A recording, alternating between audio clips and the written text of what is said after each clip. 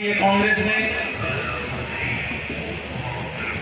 के शासन में देश के कानून और संविधान मंत्री ने, संविधान सभा ने, बाबा साहब अम्बेडकर ने हमें एक संविधान दिया।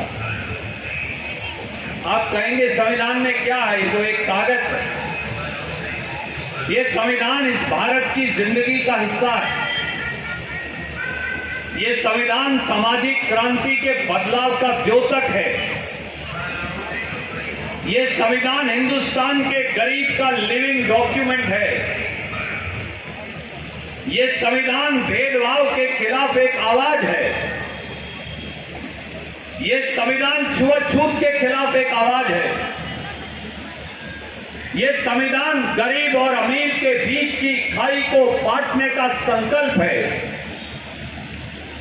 ये संविधान समाज के शोषित, वंचित, गरीब, निर्धन, दलित, आदिवासी, बैकवर्ड, ये उनके लिए एक नई जिंदगी का मसौदा है। ये संविधान कागज नहीं, ये संविधान हिंदुस्तान के गरीब के अधिकार हैं, जो बाबा साहब अम्बेडकर, महात्मा गांधी, पंडित जवाहरलाल नेहरू, सरदार वल्लभ भाई पटेल, मौलाना अबुल कलाम आजाद, उन सब ने बाबा साहब को सौंप कर ये जो लिखे थे। आपको ये बात मालूम नहीं, मैंने भी नहीं देखी, पर ये जो हमारे बुजुर्ग बैठे हैं ना, इन्होंने वो जीवन देखा।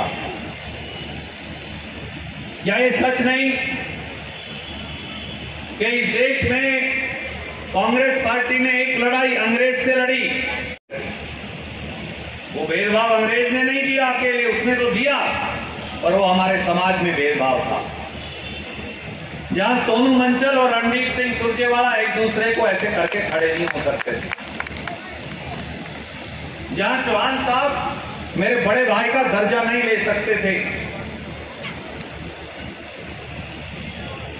जहां महेंद्र बिडलान, जहां राकेश बहादुर, जहां राजकली और कितने और साथी जो मेरे सामने बैठे और खड़े हैं, उनको बराबरी का दर्जा नहीं था।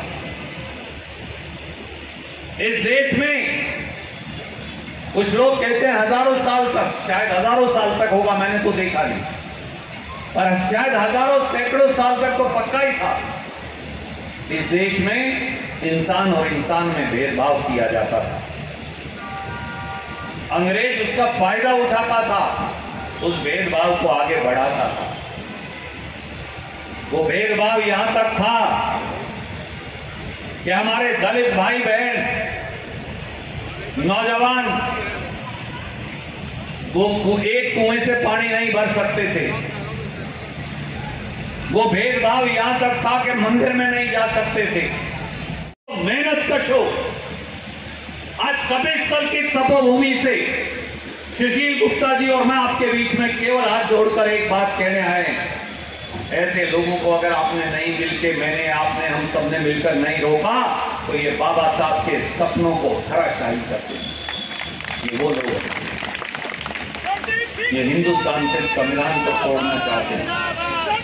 और अकेले इन दोनों ने नहीं कहा, आरएसएस के प्रमुख मोहन भागवत जी ने भी एक बार कहा, आरक्षण पर राजनीति हो रही है। मैं उनका बयान पढ़ के बता रहा हूं। उन्होंने कहा आरक्षण पर राजनीति हो रही है और इसका दुरुपयोग किया जा रहा है। इसे देखते हुए आरक्षण पर फिर से विचार करने की जरूरत है, अनकोट। ये कहा मोहन भागवत जी ने। आप मुझे बताइए, अनंत हेगड़े, ज्योति मिर्धा, मोहन भागवत जी आपके संविधान को, आपके अधिकार को, आपके आरक्षण को, छुआछूत के खिलाफ उस जंग को जो महात्मा गांधी, बाबा साहब अम्बेडकर, पंडित नेहरू, इन सब ने, वल्लभ भाई पटेल ने मिलकर लड़ी, आज इस संविधान को तोड़कर फेंकना चाहते हैं। क्या आपको मंजूर है? क्या आपको मंजूर है? क्या आपका खून नहीं खोलता? तो फिर एक बार मुट्ठी उठाकर बोल दीजिए कि नहीं मंजूर। मेरे बुजुर्गों, साथियों, इस देश में दलित के, गरीब के, वाल्मीकि के, रविदासिया के, सैंसी के, दानव के, डूम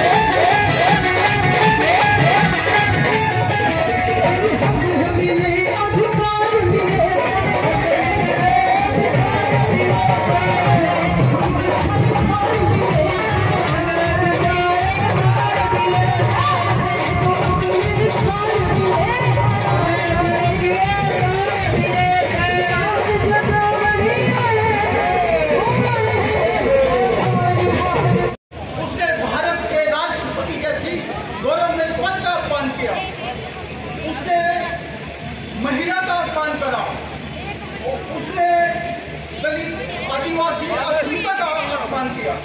इसलिए मैं कहना चाहता हूँ, जिस दिन हमारे देश से ये तो आर्थिक और सामाजिक लोकतंत्र खत्म हो गया है, जिस दिन राजनीतिक लोकतंत्र खत्म हो गया, उस दिन साथियों इस देश का दलित, इस देश का आदिवासी, इस देश का पिछड़ा और इस देश का जो अल्पसंख्यक है वो तबाह हो जाएगा। इसलिए मैं आपको बताना चाहता हूँ।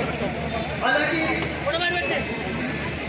ये बात सामाजिक फंक्शन है, लेकिन मैं यहाँ से एक राजनीतिक संदेश भी देना चाहूँगा।